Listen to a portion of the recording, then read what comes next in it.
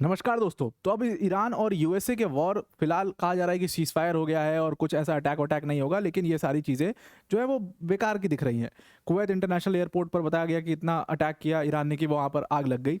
तो ये पूरा निगोशिएशन का अब खेल खेला जा रहा है। यूएस एक तरफ से कह रहा है कि भाई हमारा निगोशिएशन चल रहा है, हमारी बात चल रही है, हमने 15 पॉइंट प्लान भेजा है। लेकिन ईरान की तरफ से जो स्टेटमेंट्स हैं वो बिल्कुल अलग आ रहे हैं। ईरान की तरफ से साफ कहा जा रहा है, ऑफिशियली वो लोग आकर के इस बात को कह रहे हैं कि भाई हमारी कोई बातचीत नहीं चल रही, हमारी ऐसी किसी भी तरीके की कोई ऑफिशियल चैनल से या बैक चैनल से कोई ऐसी बात हुई नहीं है।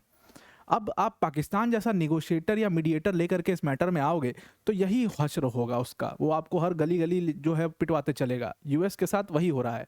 और डंकापति का डंका जो है वो हर दिन नया बजता है। कल वो कह रहे थे सीज फायर हो रहा है, आज दिख रहा है कि कोई नहीं, सब झूठ बात है।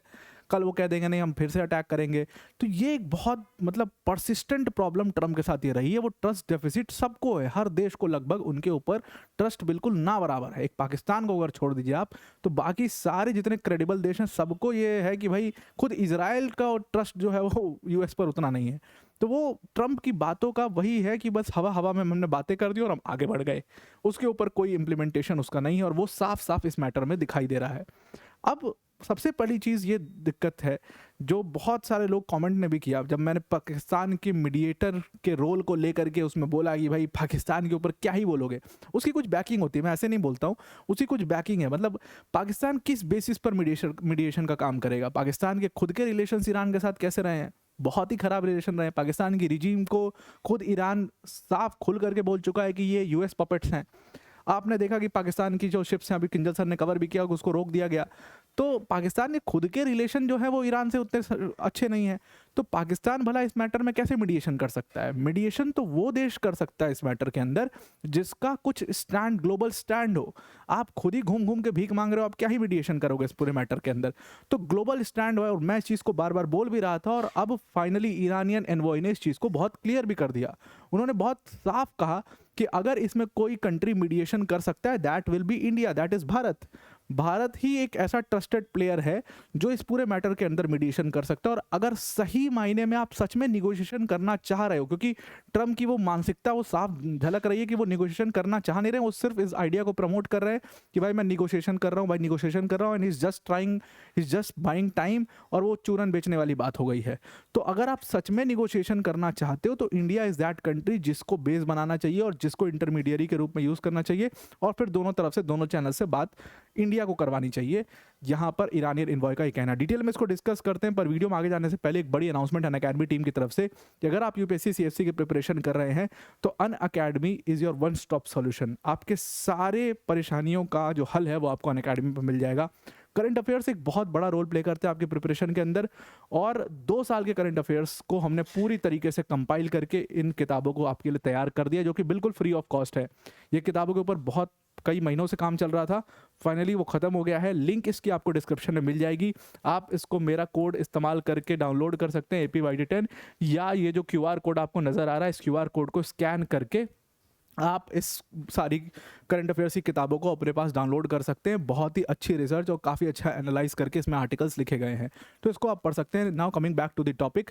अब देखिए हुआ क्या है कि ईरानियन जो एनवॉय हैं, जो ईरानियन एम्बेसडर हैं इंडिया में, जिनका नाम है मोहम्मद फ़तह अली, उन्होंने फाइनली कहा कि अगर भाई तुम सीरियस हो निगोशिएशंस को लेके, वैसे तो ये सब हवा हवाई बातें लग रही हैं और आप इधर उधर की बातें कर रहे हो कि मेरी इनसे बात हो रही है, मेरी उनसे बात हो रही है, और आप कोई भी डिटेल नहीं दे रहे कि किससे एग्जैक्टली बात हो रही है। जो ट्रम्प बार बार कह रहे हैं कि मेरी बात चल रही है, मेरी बात चल रही है, let's come back to the negotiation table, और तमाम ऐसे स्टेटमेंट्स यूएस की तरफ से दिए जा रहे हैं जब से डिएगो गार्सिया पर अटैक हुआ है। तो ये सारी जो बातें हैं, ये सारी जो बातें सिर्फ बातें हैं, असल में इसको कोई भी फॉलो नहीं कर रहा है। और इससे आप मानसिकता सोच सकते हो कि क्या सच में हम निगोशिएशन करना चाहते हैं, तो वो दिखता नहीं है, वो इंटरेस्ट दिखाई नहीं देता। तो अगर आप सच में इंटरेस्टेड हो बातचीत करने में, इस मैटर को सुलझाने में, तो उसके लिए आपको जो है एक ट्रस्टेड प्लेयर का साथ पकड़ना पड़ेगा। ये पाकिस्तान का चूरन मत खाओ, ये पाकिस्तान जो चूरन बेच रहा है इसको मत खाओ। आपको एक ट्रस्टेड प्लेयर पकड़ना पड़ेगा, और वो भारत आपका ट्रस्टेड प्लेयर हो सकता है, क्योंकि भारत के एक बहुत ही पुराने रिश्ते हैं, हिस्टोरिकल रिश्ते हैं, एक बहुत ही स्ट्रैटेजिक रिश्ता है ईरान के साथ में। और वो चीज़ तो प्रूवन भी है कि हमारा बहुत स्ट्रैटेजिक रिश्ता ईरान के साथ में, और आपके ऑयल टैंकर्स कैसे निकले आपने देखा ही वो चीज़, वो हमने प्रूव करके भी दिखाया ग्लोबल लेवल पर। दूसरी चीज़, यहाँ पर इजराइल और यूएस के साथ भी देखा जाए तो भारत के ठीक ठाक रिश्ते हैं यूएस के साथ भी, और इजराइल के साथ तो बहुत ही शानदार रिश्ते हैं भारत के। अभी हमारे प्रधानमंत्री वहाँ से आए भी होकर के। तो इसका मतलब है कि ये एक ऐसा देश है जिसका ट्रस्ट फैक्टर दोनों साइड के ऊपर काफ़ी ज़्यादा है। दोनों साइड्स जो है वो इनके ऊपर ट्रस्ट करेंगे, और ऐसे ही लोग फाइनली निगोशिएशन करवा भी सकते हैं, वरना वो एक तरफा बात करने वाली बात होगी। अब बड़ा सवाल खड़ा होता है कि भाई ओमान क्यों नहीं करा पाया, फिर ओमान भी तो काफ़ी न्यूट्रल देश है, तो ओमान क्यों नहीं करा पाया? रीज़न बीइंग कि ओमान का ग्लोबल स्टेचर उतना बड़ा नहीं था। ओमान को अपनी टर्म्स डिक्टेट करवाने की कोशिश करी यूएस ने लगातार, और खैर ट्रंप का एक ईगो भी है बहुत बड़ा कि वो किसी भी मीडिएटर को उतना स्पेस नहीं देते। ओमान ने बहुत साफ कहा था, उनके फॉरेन मिनिस्टर ने, कि ट्रंप ने उतना स्पेस ही नहीं दिया हमें कि हम बातचीत कर पाएँ, राइट। तो इसके लिए भारत का वहाँ पर होना बहुत ज़्यादा ज़रूरी है, और भारत जैसा देश जिसका ग्लोबल स्टेचर इतना बड़ा होगा, वो अगर मीडिएशन कराएगा और जिसका दोनों पार्टी से अच्छे संबंध होंगे, वहीं से पॉजिटिव बातें निकल पाएंगी, और वहीं से जो ये पूरी मिसअंडरस्टैंडिंग्स है ये ख़त्म होएगा। अगर आप उनका एग्जैक्टली स्टेटमेंट्स देखोगे तो उन्होंने कहा कि भारत एक वो देश है जिसका ग्लोबल साउथ में एक मेजर एक्टर है, जो ग्लोबल साउथ के अंदर, प्लस दूसरी चीज़ कि उनकी फॉरेन पॉलिसी बहुत बैलेंस्ड है। आप नॉन अलाइंड हो पूरी तरीके से, आप किसी एक ब्लॉक का हिस्सा नहीं हो, और ये चीज़ कहीं ना कहीं आपको ऐसे मीडिएटर्स में पाई जाती है, ऐसी चीज़ें।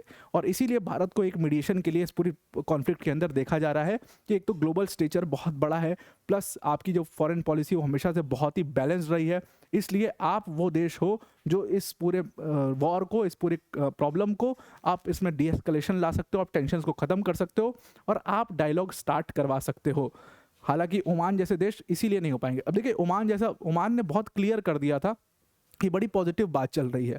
शुरू में उन्होंने कहा बहुत पॉजिटिव बात चल रही है, ट्रंप ने भी कहा था कि बहुत पॉजिटिव बात चल रही है, लेकिन आपने देखा अचानक से एकदम से वो फेल होती हैं टॉक्स, और उसके बाद एकदम से आप देखते हो 28 फरवरी को अटैक कर दिया जाता है। हालांकि वो एकदम से नहीं था, Iran also knew it, Israel also knew it, सबको पता था कि ये होना ही वाला है, आज नहीं तो कल ये होना है। क्योंकि ओमान, और जब फिर ओमान का स्टेटमेंट आता है तो वो कहते हैं कि हमें उतना स्पेस ही नहीं दिया गया इस पूरे मैटर में कि हम उसको निगोशिएट कराएं। निगोशिएट क्या करें?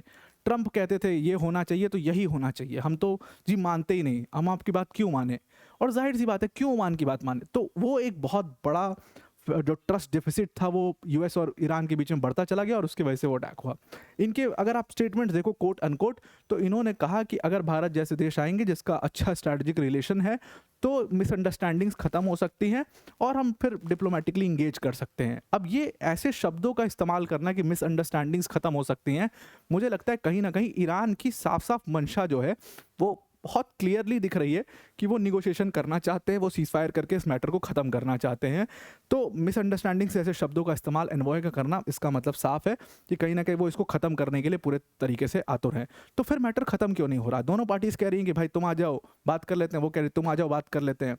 वो होता है ना कि भाई आप बोल लो कि भाई आप आ जाओ मेरे यहाँ, आप कह रहे हो आप आ जाओ यहाँ पर, तो वो दोनों पार्टीज़ जो हैं तैयार हैं निगोशिएशन के लिए, लेकिन फिर भी क्यों नहीं हो पा रहा है? The reason is Trump. Exactly problem Donald Trump पे है। अब देखिए, ईरानियन एनवॉइस का कहना था कि यूएस प्रेसिडेंट डोनाल्ड ट्रंप ने सीज फायर अनाउंस किया, और सीज फायर अनाउंस करने के बाद कहा कि भाई हमारा निगोशिएशन स्टार्ट हो गया, और निगोशिएशन स्टार्ट होने के बाद उन्होंने कहा कि भाई हमने 15 पॉइंट प्लान जो है वो भेजा है, जिसका 15 पॉइंट जो सीज फायर प्लान है वो उसको भेज दिया है। अब ईरान की तरफ से बिल्कुल अलग लेवल की स्टोरी आ रही है। ईरान की तरफ से जो स्टोरी आई, उन्होंने कहा कि हमारे से कोई बातचीत नहीं हुई, ना ऑफिशियल बातचीत हुई है, ना बैक चैनल से कोई बातचीत हुई है, हमारे पास कोई प्लान वैन नहीं भेजा गया है, ये कुछ भी जो है बोल रहे हैं। और अब तो उनके सेंट्रल कमांड की तरफ से भी स्टेटमेंट आ गया कि भाई हम तो नहीं कर रहे जी बातचीत, हम आपके साथ एक टेबल पर बैठ ही नहीं सकते, पहली चीज़।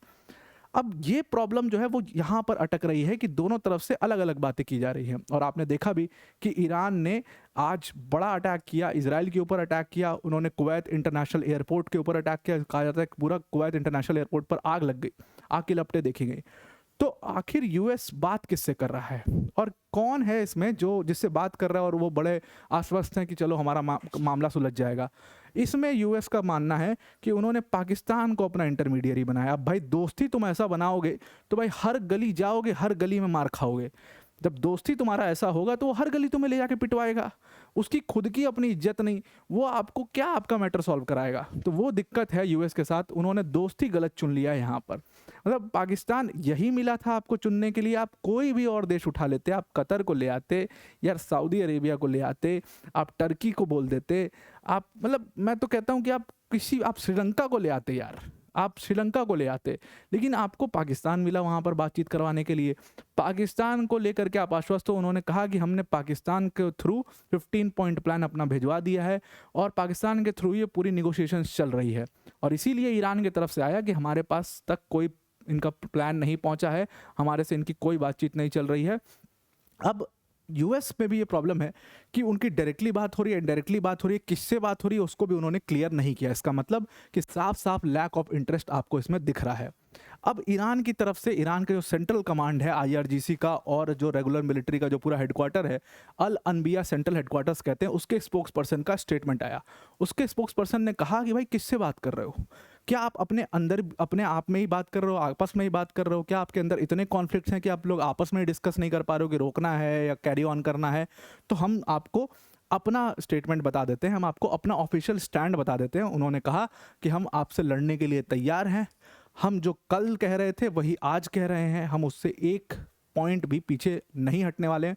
और मैंने आपको पिछली वीडियो में कहा था कि नाउ उनको एक और बहुत इंपॉर्टेंट ये बात मिल चुकी है कि भाई अब हम क्यों अपना ballistic missile program give up करें, तुमने तो कर दिया ना हमारे ऊपर अटैक, तुम तो कल भी कर दोगे, और तुम्हारे तो ट्रस्ट डेफिसिट इतना ज़्यादा है कि तुम पहले भी बोल करके हमारे ऊपर अटैक कर चुके हो, तो हम क्यों माने जी आपकी बात। तो वो बात बिल्कुल ठीक है, वो कह रहे हैं कि आपसे कभी बात हो ही नहीं सकती, आप जैसों से बात नहीं हो सकती, हम लोग एक टेबल पे कभी नहीं बैठ सकते, वी आर वेरी डिफरेंट और नॉट नाउ नॉट एवर। इसका मतलब है कि निगोशिएशंस जिसका चूरन बेचा जा रहा था दो दिनों से लगातार, वो सब हवे में बातें हो रही हैं।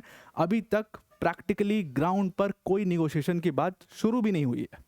और ईरान का स्टैंड देख करके तो साफ लगता है कि they are not ready to give up, बिल्कुल भी नहीं। और वो ट्रंप का जो अपना सीज फायर का जो अचानक से वो कह देंगे कि भाई आज लड़ाई शुरू कर दो, आज लड़ाई ख़त्म कर दो, आज सीज फायर कर दो, वो चीज़ उस तरीके से काम नहीं करेगी। ईरान के केस में तो बिल्कुल भी नहीं करेगी। अब आपका इसमें क्या मानना है, क्या निगोशिएशन सच में हो पाएंगी या निगोशिएशन सक्सेसफुल होंगी पहले तो ये बताओ कि शुरू होंगी कि नहीं, और अगर शुरू होती सक्सेसफुल हो पाएंगी ऐसी सिनेरियोस में जब इतना बड़ा ट्रस्ट डेफिसिट है, तो एक बहुत बड़ा चैलेंज है। और इसीलिए भारत जैसे देश को इस पूरे निगोशिएशन के अंदर एक बड़ा रोल प्ले करना होगा, तभी ये मैटर यहाँ पर रुकेगा। आई होप आपको पूरा आर्टिकल समझ में आ गया होगा। आज के लिए इतना ही। Thank you and have a nice day.